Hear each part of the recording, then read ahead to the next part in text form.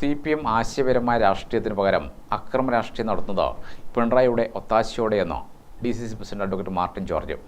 കഴിഞ്ഞ ദിവസം ആക്രമണം നടന്ന വടക്കമ്പാട് മടത്തുംഭാഗം പ്രിയദർശിനി ക്ലബ്ബ് സ്ഥലം സന്ദർശിച്ച ശേഷം മാധ്യമപ്രവർത്തകരോട് സംസാരിക്കുകയായിരുന്നു അദ്ദേഹം. CPM നേതൃത്വത്തിന്റെ അറിവോടുകൂടി ക്രിമിനലുകൾ ചെയ്ത നടപടിയാണെന്നതിൽ യാതൊരുവിധ സംശയവുമില്ലെന്നും മാർട്ടിൻ ജോർജ് പറഞ്ഞു.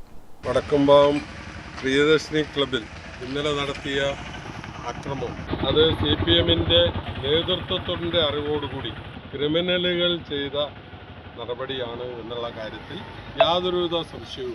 കാരണം ഇവിടെ തെരഞ്ഞെടുപ്പിൽ മത്സരിക്കുക സ്വാഭാവികമാണ്. അതിലൊരുപക്ഷം വിജയിക്കും, ഒരുപക്ഷം തോൽക്കും. പക്ഷേ ഇവിടെ കാലാകാലങ്ങളിലായി CPMന്റെ കൈകളിൽ ഉണ്ടായിരുന്ന ആ വാർഡ്, ഇവിടുത്തെ മണ്ഡലം പ്രസിഡന്റായിട്ടുള്ള വിജയിച്ചു എന്നുള്ളത് ഇത്തരം ഒരു സംഭവം ഉണ്ടാകാൻ വേണ്ടി CPMനെ പ്രകോപിപ്പിച്ചു. കാരണം അവർ വിജയിച്ചു കൊണ്ടിരിക്കുന്ന പ്രദേശങ്ങളിലൊക്കെ ആരെങ്കിലും മറ്റു പാർട്ടികൾ വിജയിച്ചാൽ അവിടെ കുഴപ്പമുണ്ടാക്കുക എന്നുള്ള ഒരു ശൈലി CPM സ്വീകരിച്ചുകൊണ്ടിരിക്കും.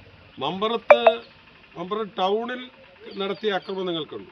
അവിടുത്തെ വാർഡ് കൗൺസിൽ CPMൽ നിന്നും ആ വാർഡ് കോൺഗ്രസ് പിടിച്ചെടുത്തു. അത് പിടിച്ചെടുക്കുമെന്ന് അറിയുന്നത് കൊണ്ടാണ് CPM അവിടെ ആ ഷോപ്പിൽ കയറി പട്ടാപ്പകൽ 11 മണിക്ക് ആക്രമണം നടത്തി. ഇവിടെയും ഇത് തന്നെയാണ്.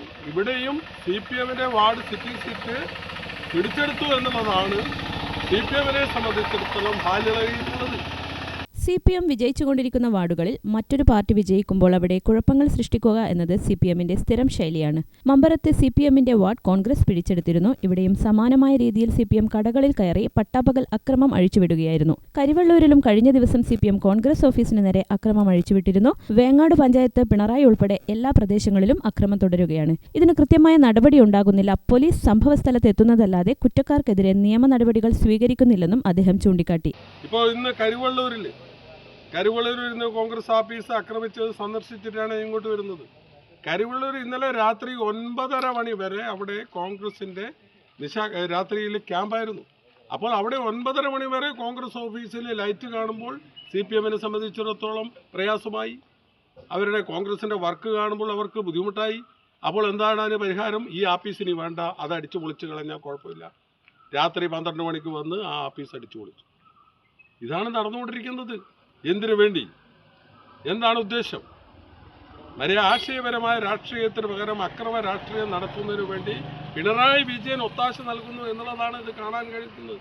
വേങ്ങാട് പഞ്ചായത്ത്, പിണറായിയിൽ ഉൾപ്പെടെ എല്ലാ പ്രദേശങ്ങളിലും അക്രമം വഹിച്ചുവിട്ടുകൊണ്ടിരിക്കുകയാണ്. ഇതിനൊരു കൃത്യമായ നടപടിയില്ല.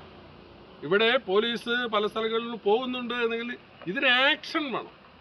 പോയത് കൊണ്ട് നമ്മളെ സംതൃപ്തിപ്പെടുത്തിക്കൊണ്ടോ ഒന്നും കാര്യമില്ല.